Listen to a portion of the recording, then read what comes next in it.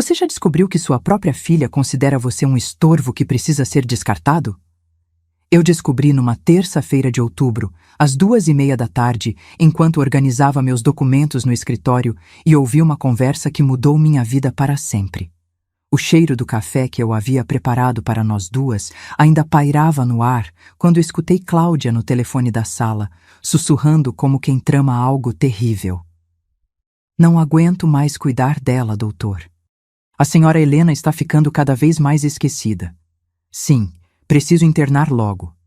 Meu nome é Helena Conceição Santos. Tenho 78 anos, nasci e me criei aqui em Belo Horizonte.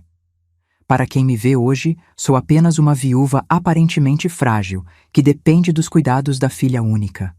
Uma senhorinha de cabelos brancos que precisa de ajuda para lembrar onde guardou os óculos.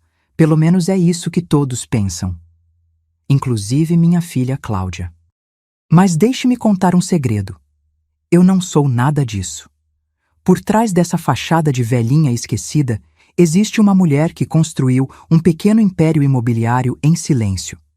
Propriedades espalhadas por Belo Horizonte, investimentos que renderam frutos durante décadas, negócios que Cláudia jamais imaginou que eu fosse capaz de conduzir. E entre esses negócios estava o Lar São Francisco, o mesmo asilo onde ela planejava me internar. A ironia da situação me cortou como uma lâmina gelada. Minha própria filha queria me abandonar no lugar que eu havia comprado 15 anos atrás, quando ainda era apenas uma empresária discreta, fazendo investimentos para garantir o futuro. Um futuro que aparentemente não incluía o respeito da minha única herdeira. Naquele momento, senti algo se transformar dentro de mim. Não era mais o medo da rejeição ou a dor da traição familiar. Era algo muito mais perigoso, a certeza de que chegara a hora de mostrar quem eu realmente era. E de ensinar uma lição que Cláudia jamais esqueceria. Sabe qual é a diferença entre uma vítima e uma vingadora? A vítima chora e aceita. A vingadora observa, planeja e age. Naquele dia, aos 75 anos, deixei de ser a primeira para me tornar a segunda. Feche os olhos. Imagine descobrir que a pessoa que você mais amou na vida, que criou com todo carinho, que protegeu de todos os perigos, planeja se livrar de você como quem descarta um móvel velho. Como você reagiria? Eu vou contar exatamente como reagi. E talvez, no final desta história, você entenda por que às vezes a vingança não é apenas satisfatória. É necessária. Para entender a dimensão da traição que descobri, preciso explicar quem eu era antes daquele dia fatídico. Quem eu fingia ser e quem eu realmente sempre fui. Helena Conceição Santos, viúva do bancário Antônio Santos, moradora do bairro Funcionários há 40 anos. Para os vizinhos, para os parentes, para minha própria filha, eu era a típica senhora mineira, católica praticante, cozinheira excelente, avó dedicada que nunca perdeu uma missa de domingo. A mulher que fazia as melhores broas de fubá da região e que sempre tinha uma palavra de conforto para quem precisasse. Cláudia cresceu vendo essa versão de mim.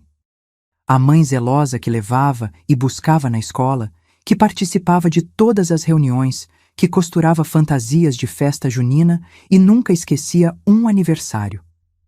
Depois que Antônio morreu, há 10 anos, ela assumiu naturalmente o papel de cuidadora, achando que eu estava perdida sem um homem para me orientar. Como ela estava enganada. O que Cláudia nunca soube é que, mesmo durante meu casamento, eu mantinha uma vida paralela discreta, mas próspera. Enquanto Antônio trabalhava no banco e cuidava das contas da casa, eu investia nas sobras do orçamento familiar. Comprava terrenos baratos na periferia, pequenos imóveis no centro, apartamentos que precisavam de reforma. Nada chamativo. Nada que despertasse curiosidade. Eu aprendera desde jovem que, no Brasil dos anos 70 e 80, uma mulher casada que demonstrasse muito conhecimento sobre negócios era vista com desconfiança. Então desenvolvi uma estratégia simples: ser subestimada. Deixar que me vissem como a dona de casa dedicada, enquanto construía meu patrimônio nas sombras. Com o passar dos anos, minha carteira imobiliária cresceu. Quando Antônio faleceu, eu já possuía 17 propriedades espalhadas por Belo Horizonte. Cláudia herdou apenas nossa casa e algumas economias, o suficiente para mantê-la confortável, mas não o suficiente para torná-la independente dos aluguéis que eu recebia mensalmente. Ela acreditava que esses aluguéis vinham de apenas 2 apartamentos que Antônio havia deixado.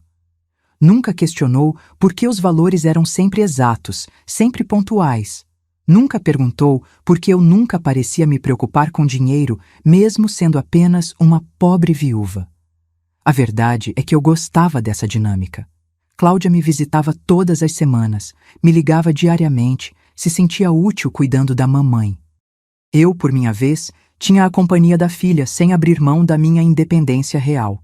Era um arranjo que funcionava perfeitamente.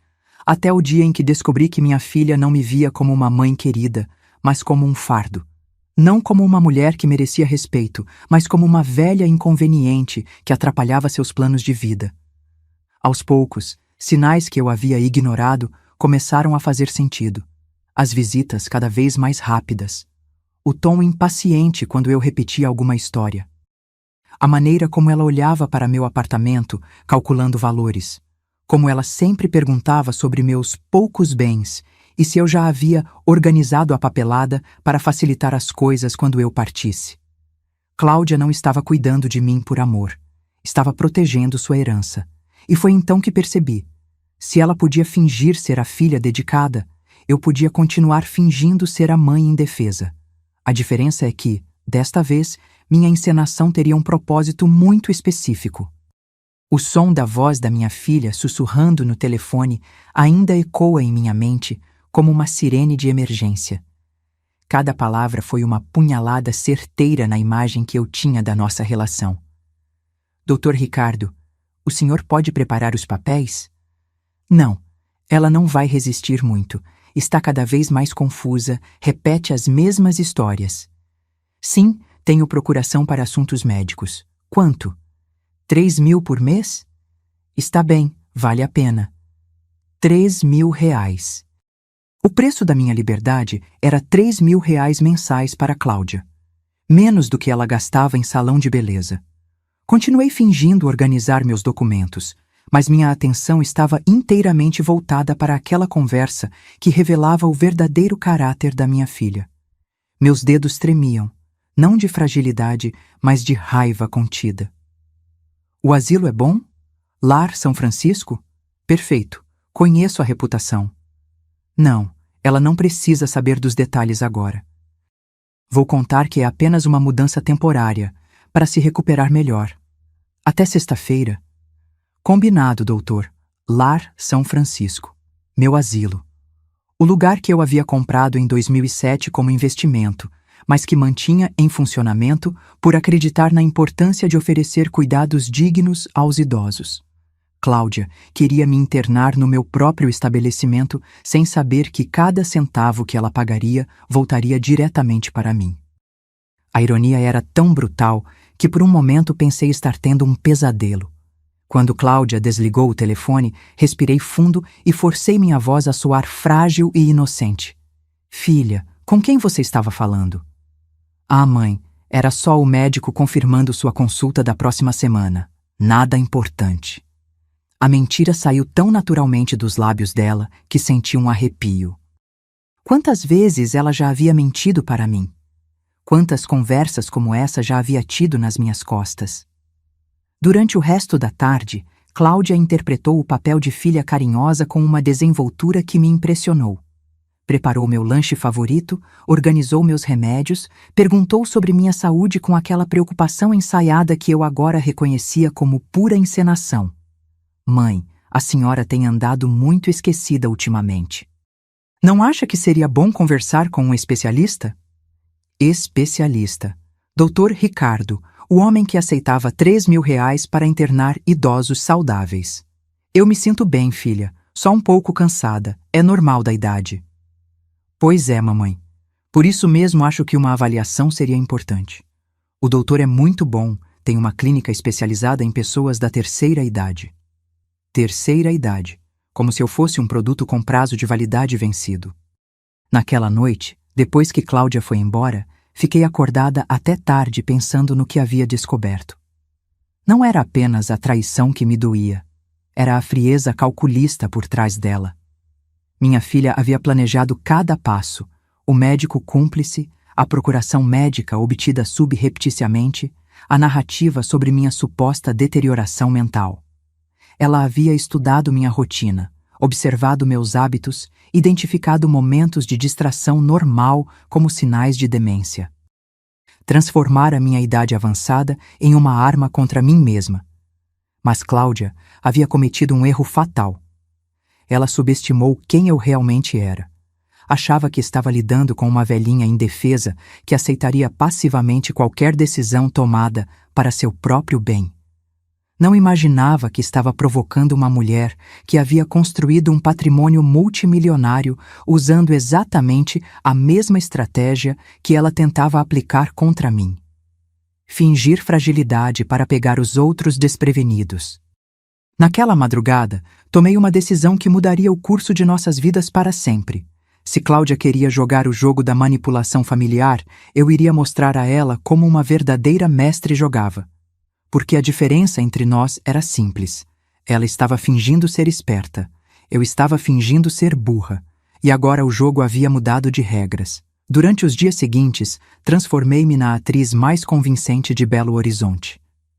Cada esquecimento, cada momento de confusão, cada pedido de ajuda para tarefas simples era cuidadosamente calculado para reforçar a narrativa que Cláudia queria acreditar sobre mim.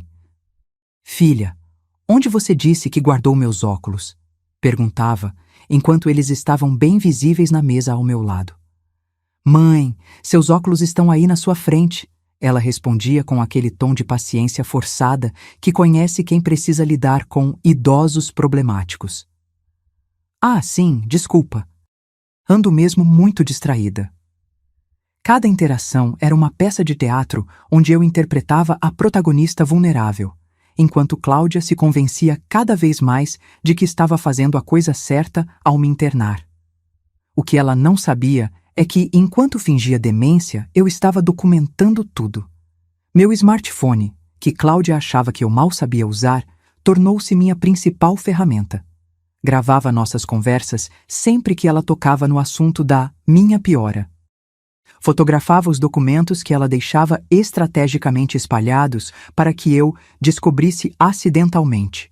Procurações médicas, orçamentos de asilos, até uma avaliação psiquiátrica já preenchida com sintomas que eu supostamente apresentava. A cada dia, minha filha se tornava mais ousada. Começou a convidar o Dr. Ricardo para visitas sociais em casa, apresentando-o como um amigo médico que gostaria de me conhecer.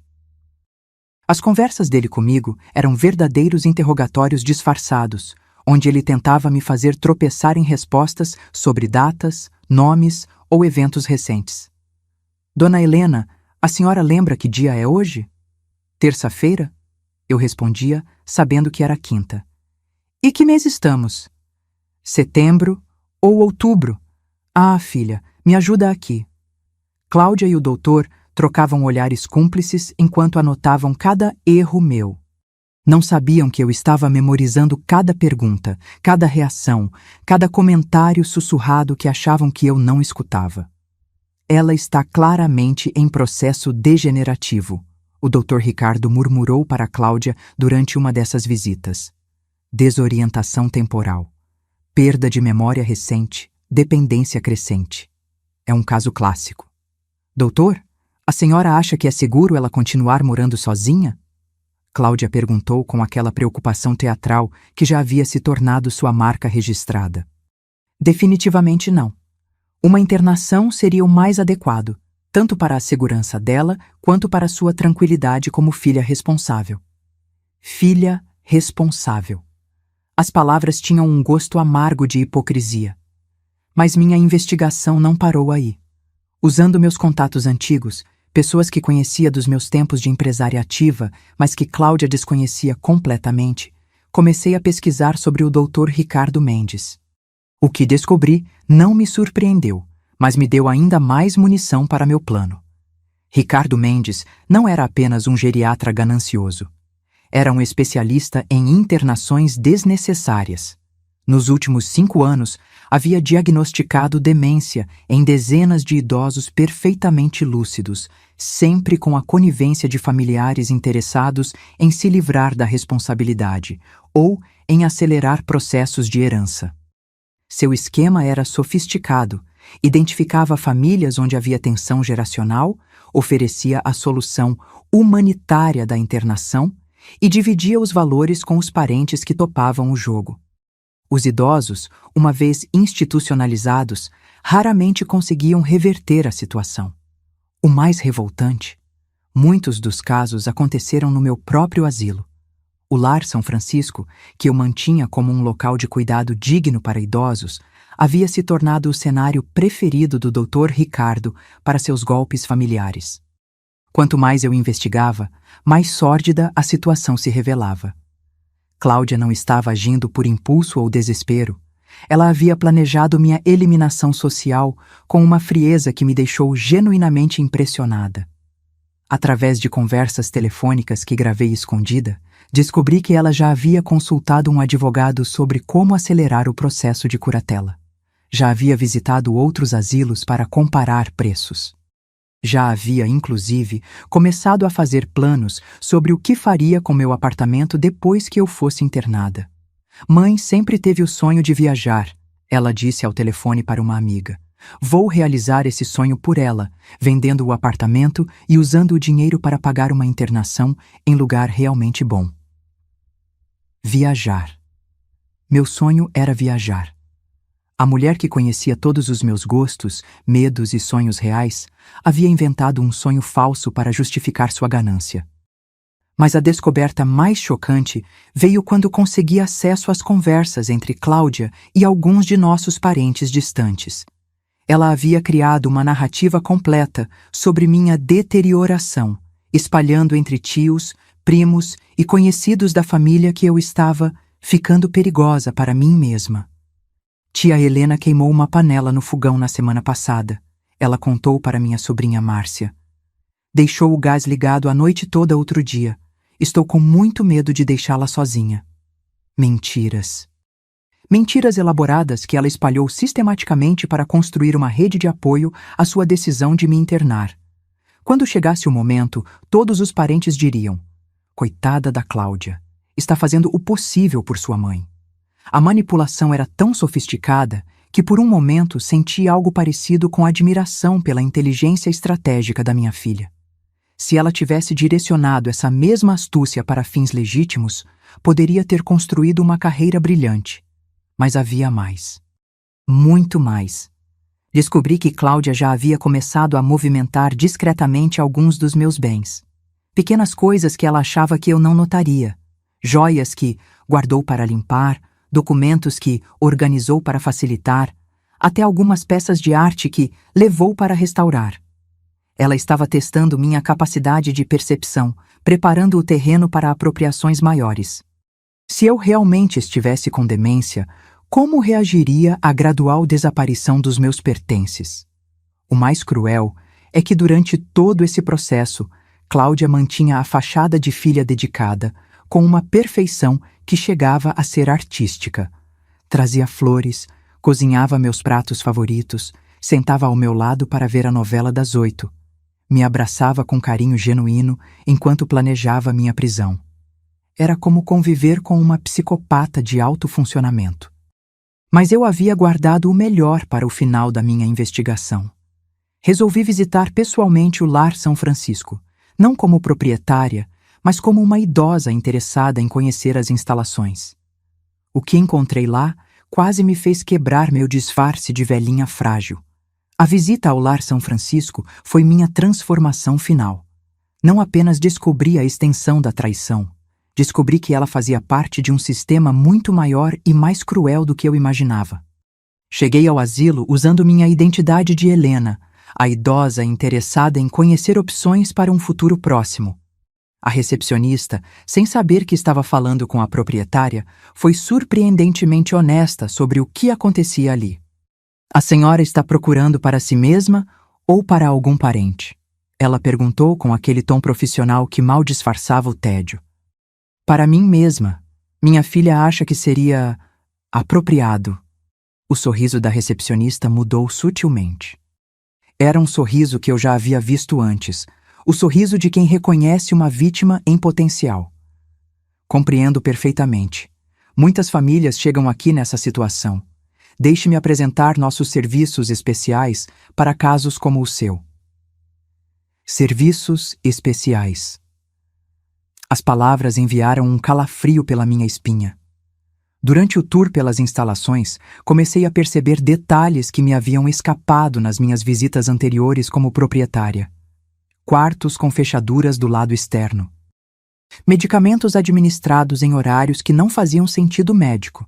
Idosos lúcidos que falavam baixinho sobre não poderem receber visitas não autorizadas. O Lar São Francisco havia se tornado uma prisão disfarçada de clínica geriátrica. Nossa filosofia é dar tranquilidade às famílias, a recepcionista explicou.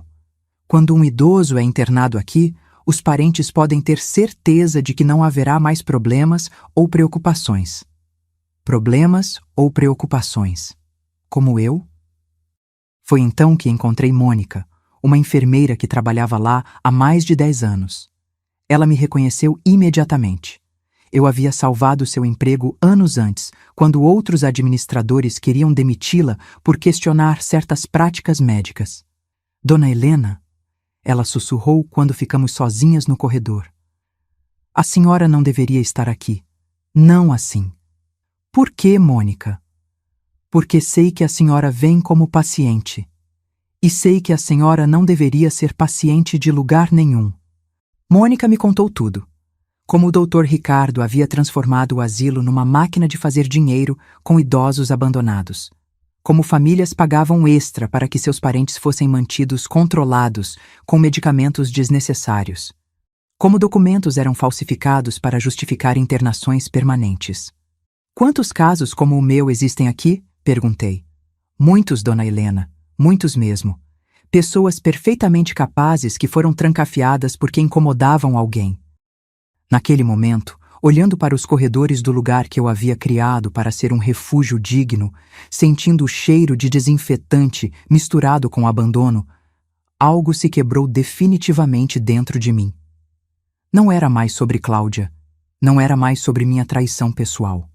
Era sobre um sistema inteiro que transformava o amor filial em business, que fazia da velhice uma oportunidade de exploração, que tratava seres humanos como problemas a serem resolvidos com dinheiro. E eu estava no centro desse sistema.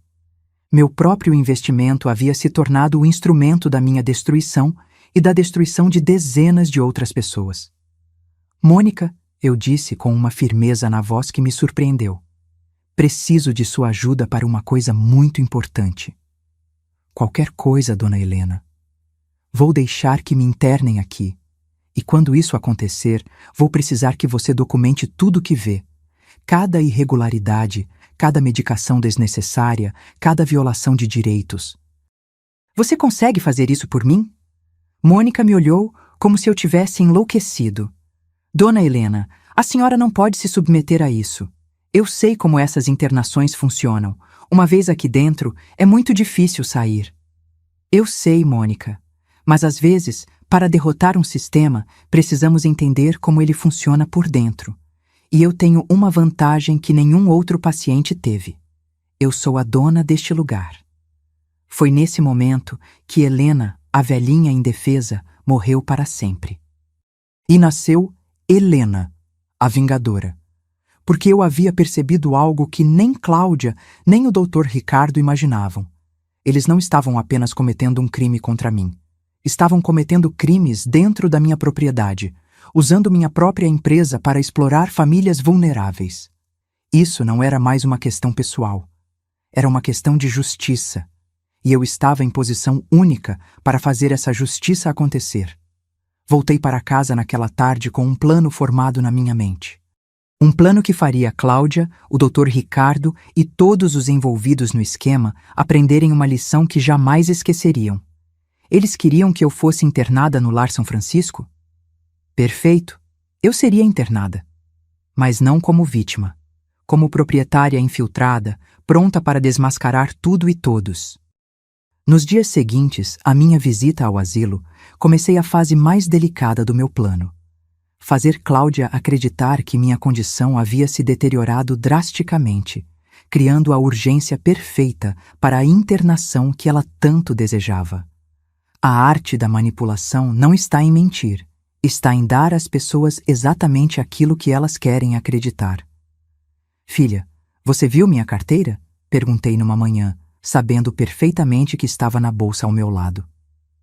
Mãe, a senhora está com ela na mão. Olhei para a carteira como se a visse pela primeira vez, com aquela expressão de confusão genuína que havia passado anos observando em outros idosos. Nossa, eu nem vi. Que estranho. Mas dessa vez, adicionei um elemento novo: medo. Cláudia, estou ficando preocupada comigo mesma. Ontem não lembrava onde tinha guardado os remédios. Hoje é a carteira.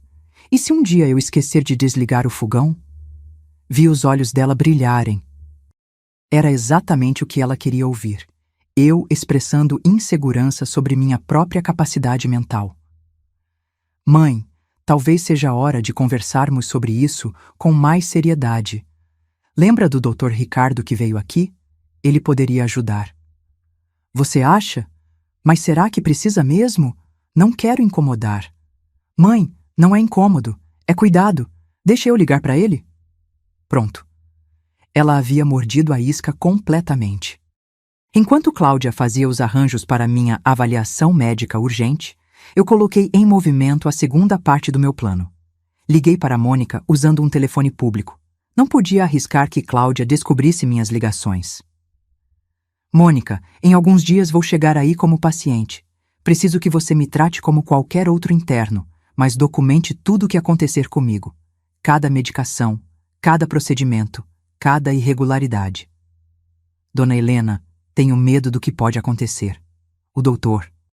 Ricardo não brinca quando quer manter alguém internado. Eu sei, querida, mas tenho um trunfo que ele não imagina. Sou proprietária do lugar.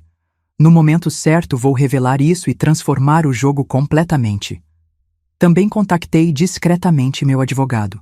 Não o que cuidava dos meus negócios declarados, mas outro, especialista em direito penal, que havia contratado anos antes para uma situação delicada com um dos meus inquilinos. Doutor.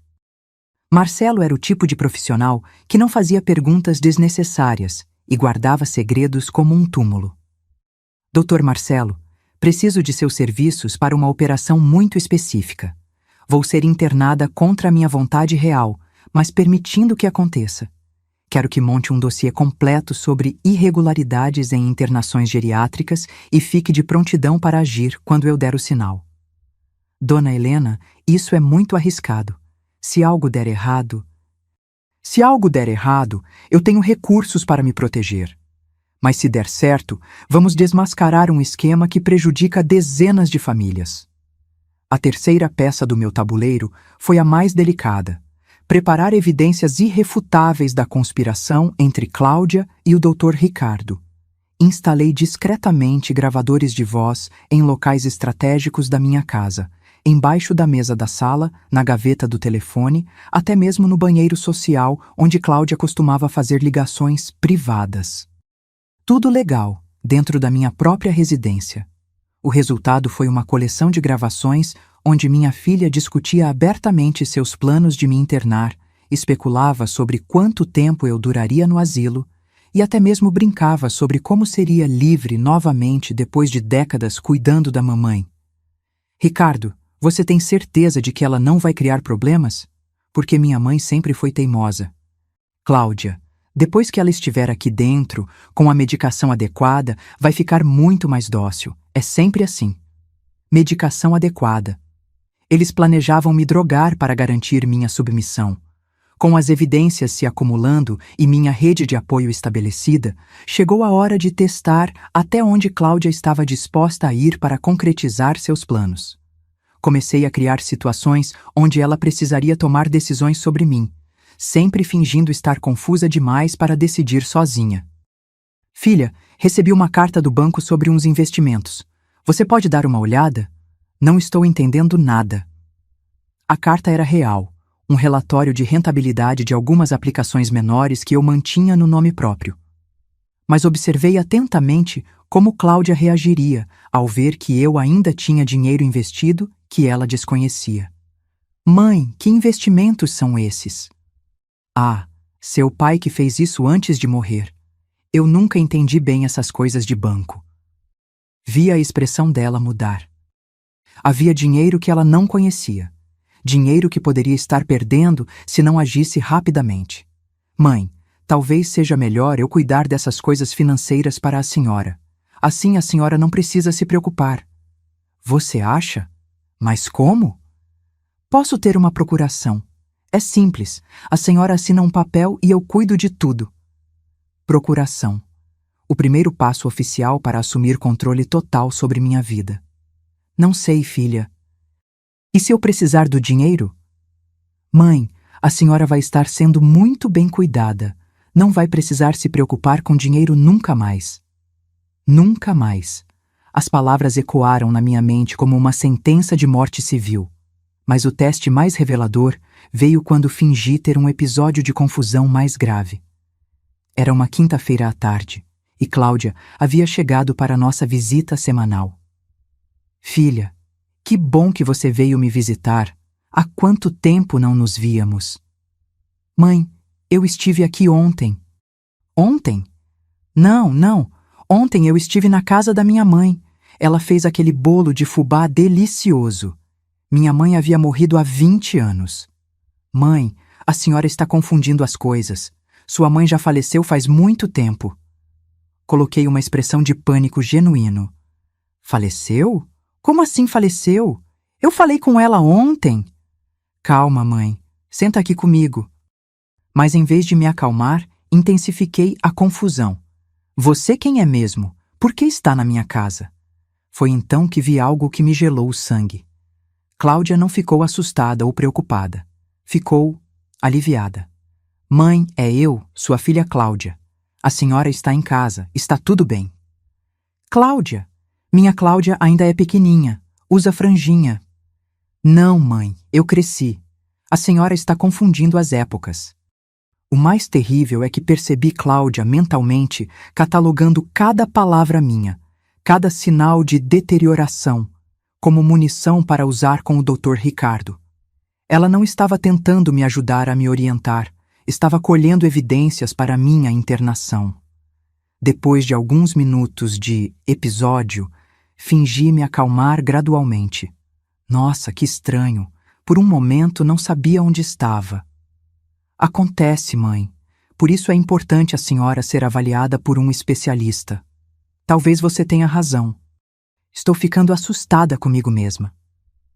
Naquela noite, depois que Cláudia saiu, ela fez uma ligação que captei perfeitamente.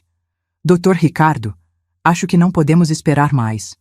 Hoje ela teve um episódio grave, não me reconheceu, falou que conversou com a mãe morta. Pode ser amanhã? Perfeito. Amanhã.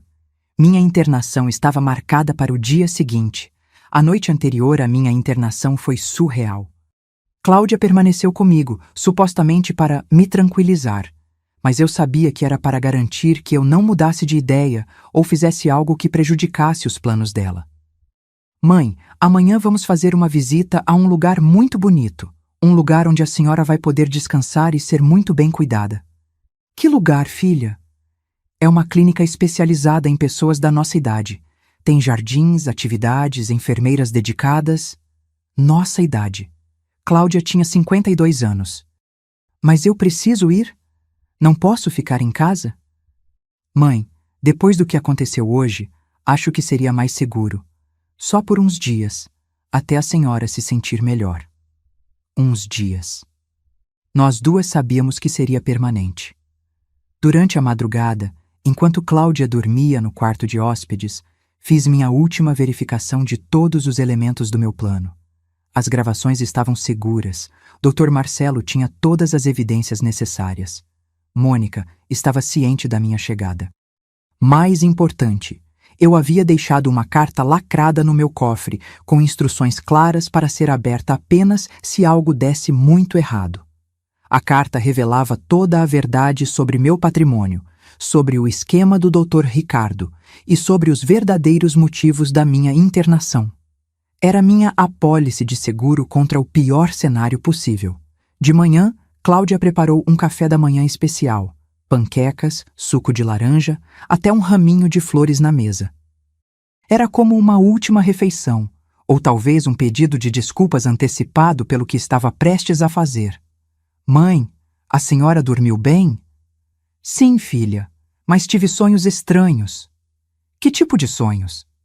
Sonhei que você era uma pessoa diferente, que não me conhecia de verdade. Vi Cláudia engolir em seco. Por um momento pareceu genuinamente tocada pela ironia do que eu havia dito. Mãe, eu conheço a senhora melhor que ninguém. Por isso sei que essa decisão é a melhor para a senhora. Ah, você tem certeza, filha? Absoluta. Mentira. Se ela realmente me conhecesse, saberia que estava cometendo o maior erro da vida dela. Às 10 da manhã, o Dr. Ricardo chegou com uma ambulância discreta. Não era uma ambulância hospitalar comum.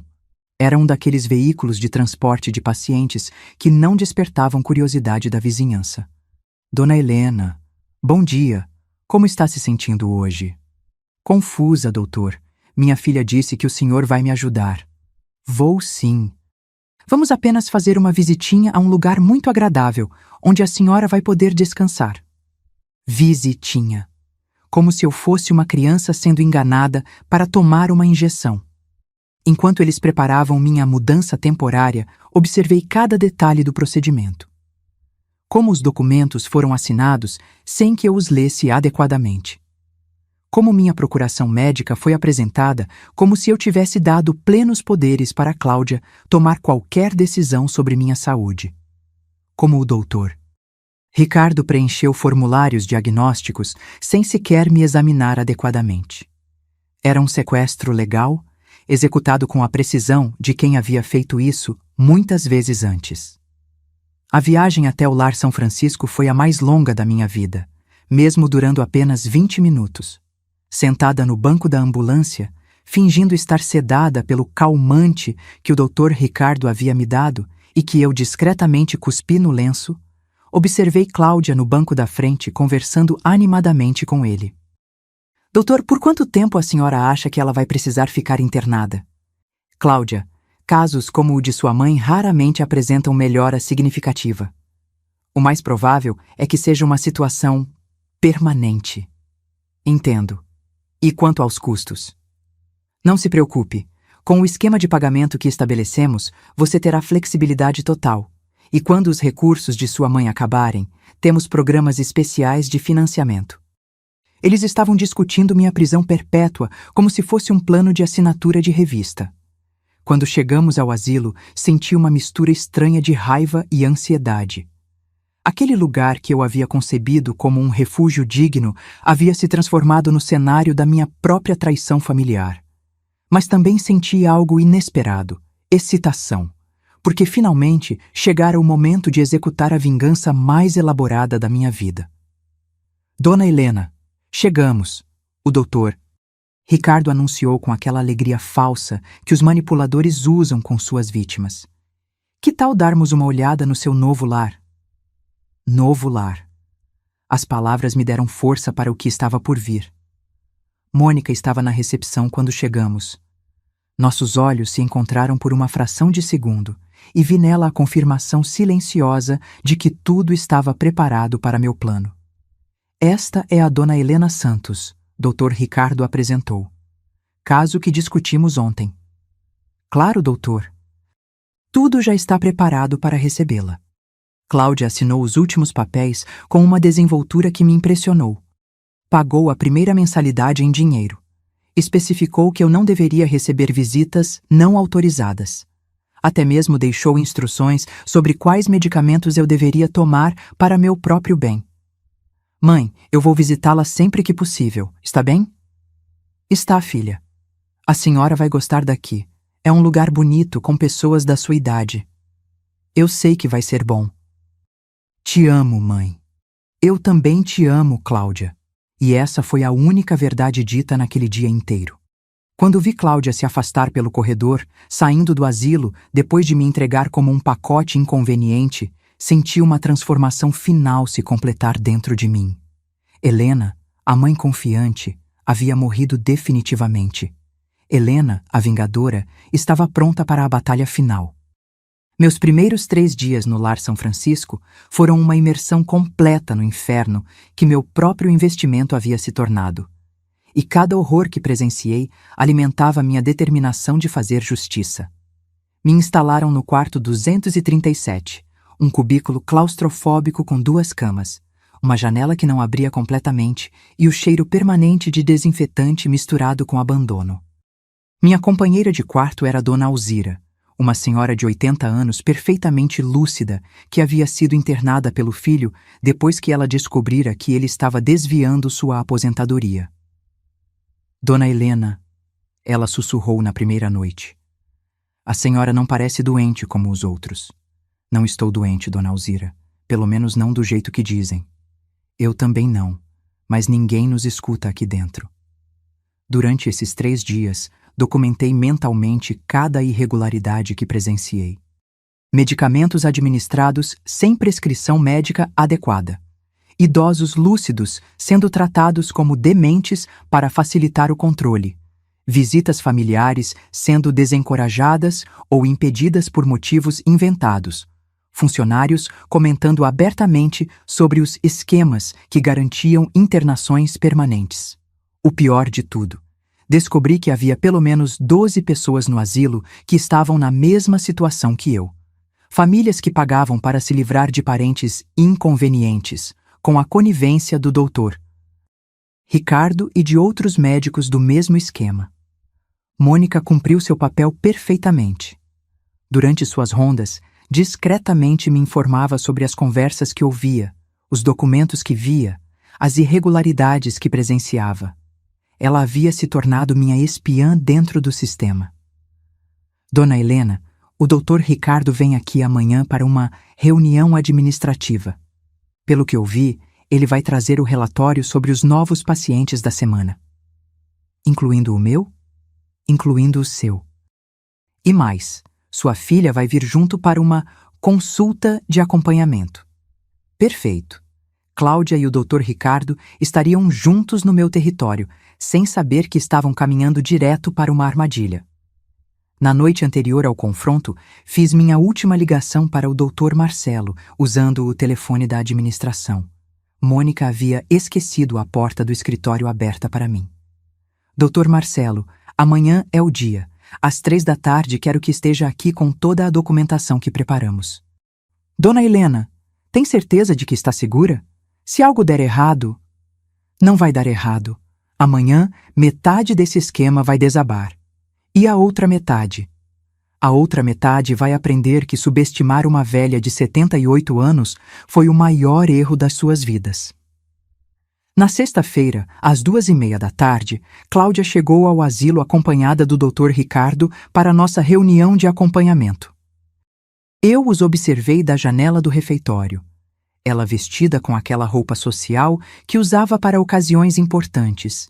Ele com seu jaleco branco impecável que escondia um caráter podre. Às 3 horas em ponto, fui chamada à sala de reuniões para o encontro que mudaria nossas vidas para sempre. Mãe, como a senhora está?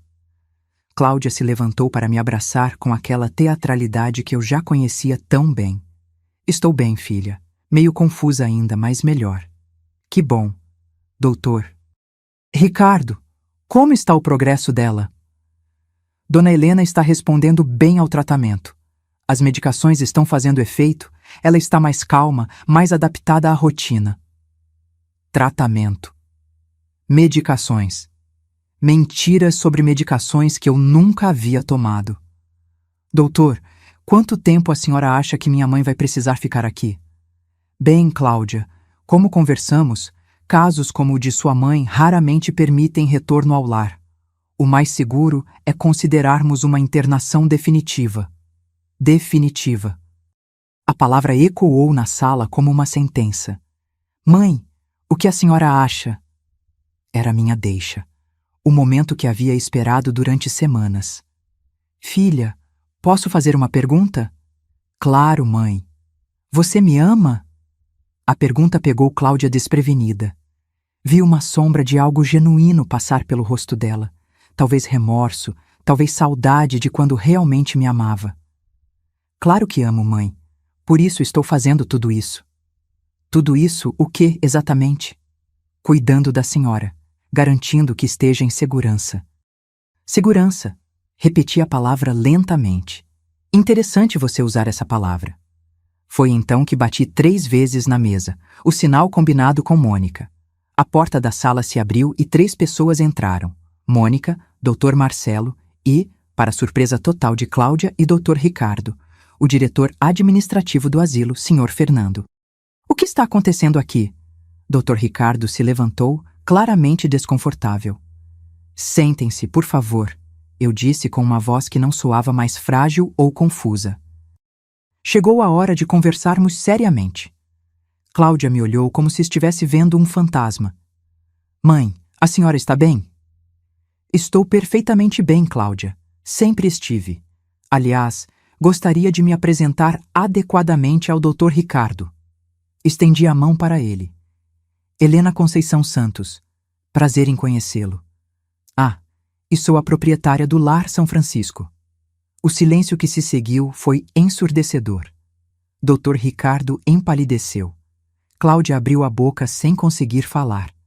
O diretor administrativo confirmou com um aceno de cabeça. Isso mesmo, a dona Helena é nossa proprietária há 15 anos, e nos últimos 3 dias ela documentou pessoalmente uma série de irregularidades que acontecem nesta instituição. Impossível, Cláudia murmurou. Minha mãe não tem dinheiro para isso. Ela mal consegue pagar as contas. Sua mãe, doutor. Marcelo interveio, abrindo uma pasta repleta de documentos. Possui 17 imóveis em Belo Horizonte, investimentos em 3 bancos diferentes e um patrimônio líquido de aproximadamente 4,5 milhões de reais. 4,5 milhões. O número ecoou na sala como uma bomba. Doutor Ricardo, continuei, recuperando o controle da conversa. Gostaria de explicar para minha filha o esquema que vocês montaram? Ou prefere que eu conte? O doutor Ricardo tentou se levantar, mas doutor... Marcelo foi mais rápido. Doutor, sugiro que permaneça sentado. Temos algumas perguntas sobre suas práticas médicas nos últimos anos. Isso é um equívoco. Eu não tenho nada a ver com esquemas. Tem certeza? Mônica colocou um gravador sobre a mesa. Porque tenho aqui 3 horas de conversas suas discutindo valores de internações, medicações desnecessárias e como manter pacientes lúcidos controlados. O som da própria voz saindo do gravador fez Dr. Ricardo desabar na cadeira. E você, Cláudia? Eu me virei para minha filha, que estava em estado de choque total. Gostaria de ouvir algumas das conversas que tivemos nos últimos meses? Apertei o play de outro gravador. A voz dela ecoou na sala. Não aguento mais cuidar dela, doutor. A senhora Helena está ficando cada vez mais esquecida. Ricardo, você tem certeza de que ela não vai criar problemas? Porque minha mãe sempre foi teimosa. Depois que ela estiver aqui dentro, com a medicação adequada, vai ficar muito mais dócil. A cada frase, vi Cláudia encolhendo na cadeira como uma boneca inflável perdendo o ar. Mãe, Você o quê, Cláudia? Me ama? Quer meu bem? Está cuidando de mim? Eu estava preocupada. A senhora estava confusa, esquecida. Eu estava fingindo estar confusa. Minha voz ecoou pela sala. Durante semanas fingi ser a velhinha indefesa que você queria que eu fosse. Fingi esquecer coisas, fingi estar perdida, fingi precisar de ajuda. E sabe por quê? Para ver até onde você seria capaz de ir. Dona Helena, Dr. Marcelo interveio suavemente. Talvez seja melhor explicar as consequências legais da situação. Sim, vamos às consequências. Endireitei-me na cadeira, assumindo uma postura que Cláudia nunca havia visto antes. Doutor. Ricardo, o senhor está sendo processado por exercício ilegal da medicina, cárcere privado, formação de quadrilha e apropriação indébita. O Conselho Regional de Medicina já foi notificado. quanto a mim? Cláudia perguntou com um fio de voz. Você, minha querida filha, tentou me internar contra minha vontade usando documentos fraudulentos. Isso se chama cárcere privado e tentativa de apropriação de incapaz. Crimes que podem dar de 2 a 5 anos de prisão. Mas mãe, eu sou sua filha. Exatamente por isso é mais grave. Violência contra idoso, agravada por relação de parentesco. Cláudia começou a chorar. Não eram lágrimas de arrependimento, eram lágrimas de quem finalmente entendeu a dimensão do que havia perdido. Mãe, por favor, perdoa. Eu não sabia. Não sabia o quê? Que eu não estava doente? Que você estava me trancafiando injustamente? Ou não sabia que eu tinha recursos para me defender? Eu pensei... Você pensou que poderia se livrar da mãe inconveniente e ficar com a herança. Pensou que eu era uma velhinha burra que acreditaria em qualquer história. Pensou que poderia me medicar para ficar quietinha e não incomodar mais. O silêncio voltou à sala. Dr. Ricardo estava claramente calculando suas opções legais. Cláudia parecia ter finalmente compreendido a extensão do que havia feito. Mas sabe qual é a parte mais triste de tudo isso, Cláudia? Continuei, com uma calma que contrastava com a tempestade de emoções dentro de mim.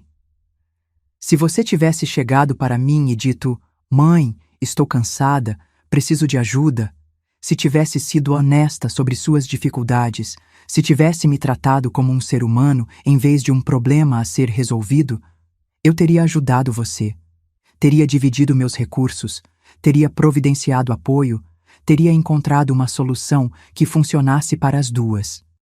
Mãe, mas você escolheu o caminho da traição. Escolheu me enganar, me medicar, me trancar.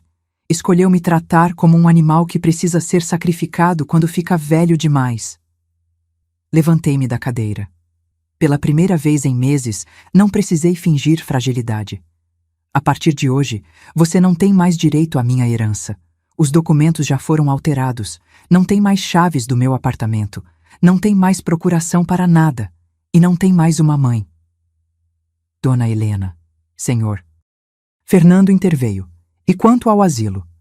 Quanto ao asilo, vamos fazer uma limpeza completa. Dr. Ricardo e todos os médicos envolvidos nesse esquema estão demitidos. Vamos revisar todos os casos de internação dos últimos 5 anos. E vamos implementar um sistema de auditoria que garanta que isso nunca mais aconteça. Olhei para Cláudia uma última vez. Ah, e Cláudia, aquelas R$3.000 mensais que você ia pagar pela minha internação. Pode guardar. Você vai precisar para pagar um advogado. A justiça poética estava completa.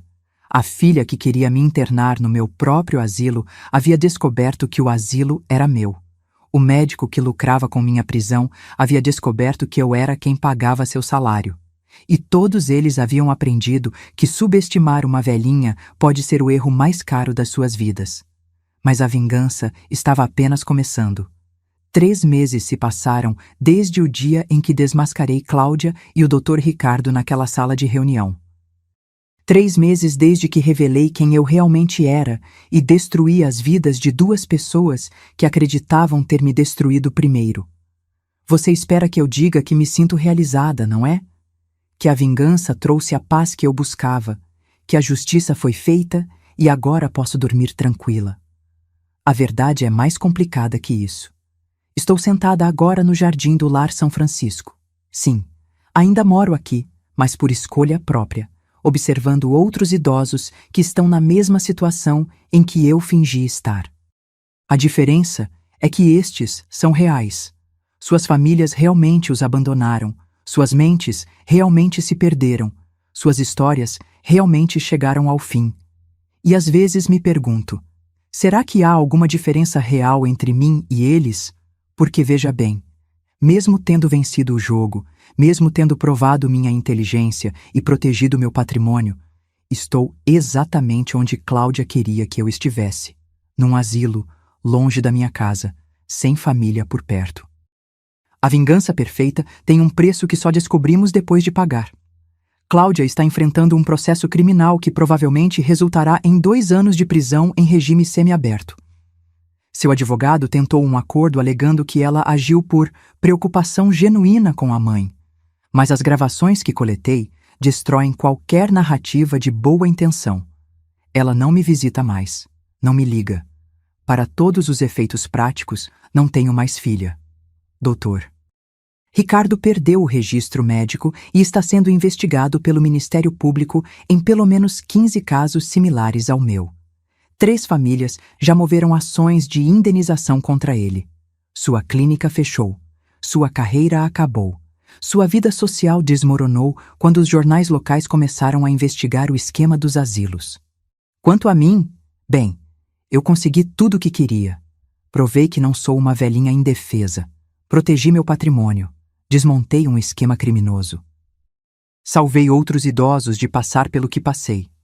Transformei o Lar São Francisco em um modelo de cuidado digno e transparente. Mas ao fazer tudo isso, me transformei em algo que não sei se reconheço. Durante décadas, construí minha identidade em torno de ser mãe. Mesmo mantendo meus negócios em segredo, mesmo sendo mais esperta do que aparentava, no fundo eu me via como Helena, a mãe da Cláudia, a mulher que criou uma filha, que preservou uma família, que manteve tradições. Agora sou Helena, a vingadora. A mulher que destruiu a própria filha para provar um ponto. A empresária que sacrificou os últimos laços familiares no altar da justiça pessoal. E a pergunta que me assombra todas as noites é: valeu a pena? Você já acordou de manhã e por um segundo esqueceu quem se tornou? Eu acordo todo dia pensando que vou ligar para Cláudia para perguntar se ela vem almoçar domingo. Então, lembro que Cláudia está sendo processada por tentar me trancar numa prisão geriátrica e que fui eu quem a colocou nessa situação. Não me entenda mal, ela mereceu cada consequência que enfrentou.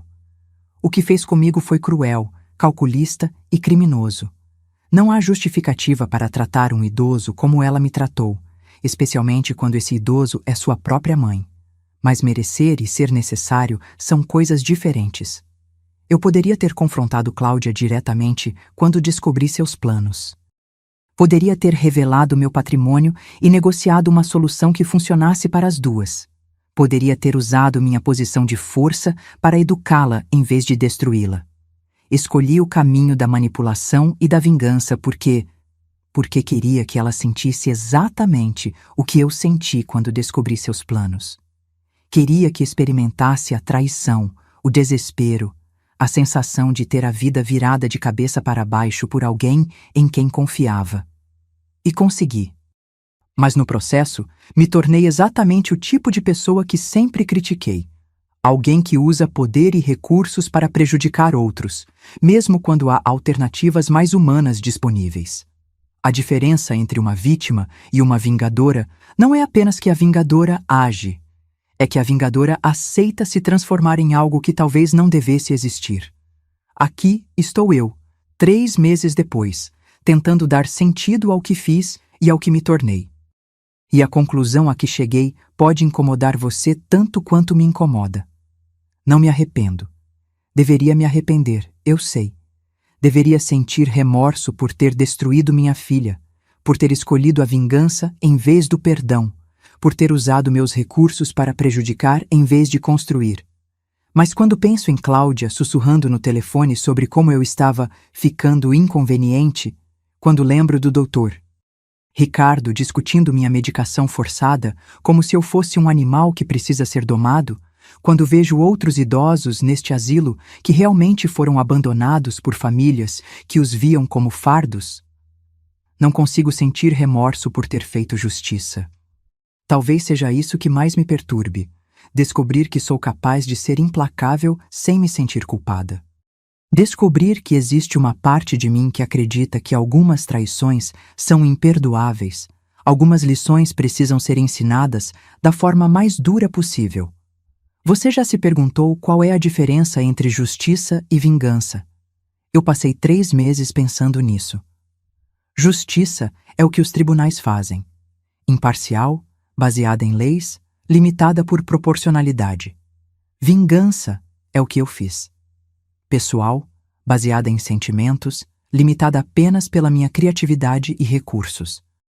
A questão é, em um país como o nosso, onde idosos são abandonados em asilos por famílias que querem se livrar de problemas, onde médicos ganham dinheiro medicando pessoas saudáveis, onde o sistema legal é lento demais para proteger os vulneráveis, às vezes a vingança não é apenas mais eficaz que a justiça formal?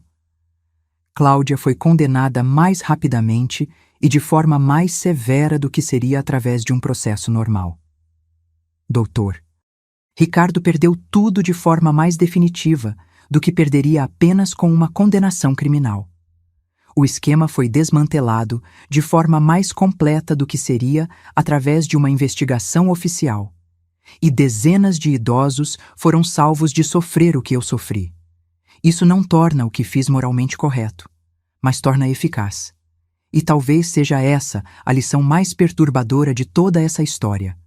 Às vezes, para proteger os fracos, precisamos nos tornar tão implacáveis quanto aqueles que os exploram.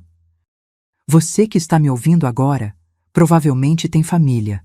Talvez tenha pais idosos, talvez seja você mesmo, uma pessoa mais velha. Deixe-me dar um conselho que pode salvar sua vida ou a vida de alguém que você ama. Nunca subestime uma pessoa por causa da idade. Nunca assuma que fragilidade física significa fragilidade mental. Nunca trate um idoso como um problema a ser resolvido em vez de um ser humano a ser respeitado. Porque você nunca sabe quando está lidando com alguém como eu. Alguém que passou décadas fingindo ser mais fraca do que realmente é. Alguém que tem recursos que você não imagina. Alguém que sabe jogar o jogo da manipulação melhor do que você. E principalmente, nunca trate família como descartável, porque família que te trai pode ter recursos para devolver a traição multiplicada por 10. Eu era Helena, a mãe dedicada. Agora sou Helena, a proprietária do asilo onde moro por escolha própria, onde implementei regras rígidas contra abusos, onde outros idosos encontram o respeito que eu tive que conquistar através da vingança. Moro no quarto 237, o mesmo onde fui colocada como prisioneira. Mas agora é meu quarto por decisão própria. Acordo toda manhã sabendo que tenho poder sobre minha vida, que ninguém pode me medicar contra a minha vontade, que ninguém pode me tratar como um problema. É uma vitória solitária, mas é uma vitória. E todas as manhãs, quando tomo meu café, preparado exatamente como gosto, não como alguém decidiu que deveria gostar, olho pela janela e penso na diferença entre ser respeitada por medo e ser respeitada por amor. Cláudia me respeitava por amor, até descobrir que poderia se beneficiar me desrespeitando. Agora todos aqui me respeitam por medo do que sou capaz de fazer se for desrespeitada. Não sei qual é pior, mas sei qual é mais eficaz. E talvez essa seja a verdade mais sombria de todas. Às vezes, ser temida é mais seguro do que ser amada. Às vezes, mostrar suas garras é mais protetor do que mostrar seu coração. Você pode me julgar por ter escolhido o caminho da vingança. Pode pensar que deveria ter perdoado, que deveria ter sido a mãe compreensiva que aceita qualquer coisa da filha. Mas antes de me julgar, me responda uma pergunta. Se descobrisse que a pessoa que mais ama no mundo planeja te trancar, te medicar e te tratar como um animal inconveniente, o que você faria? Aceitaria passivamente, confiando na bondade humana? Ou se tornaria exatamente o que eu me tornei? Porque a diferença entre nós pode ser menor do que você imagina. E se um dia você se encontrar na minha situação, se lembre desta história. Lembre-se de que idade não é sinônimo de fragilidade, que subestimar alguém pode ser o último erro que você comete, e que algumas lições só podem ser ensinadas da forma mais dura possível. Eu sou Helena Conceição Santos. Tenho 78 anos. Possuo um patrimônio de milhões de reais. Moro num asilo por escolha própria. E sou a prova viva de que nunca é tarde demais para mostrar quem você realmente é. Mesmo que isso signifique se tornar alguém que você nunca imaginou que poderia ser. Mesmo que isso signifique descobrir que a vingança, às vezes, tem gosto de vitória, e às vezes, vitória tem gosto de solidão, mas pelo menos é uma solidão escolhida, não imposta, E isso, meu caro ouvinte, faz toda a diferença do mundo, porque no final das contas, a única pessoa que você pode ter certeza de que não vai te trair é você mesmo.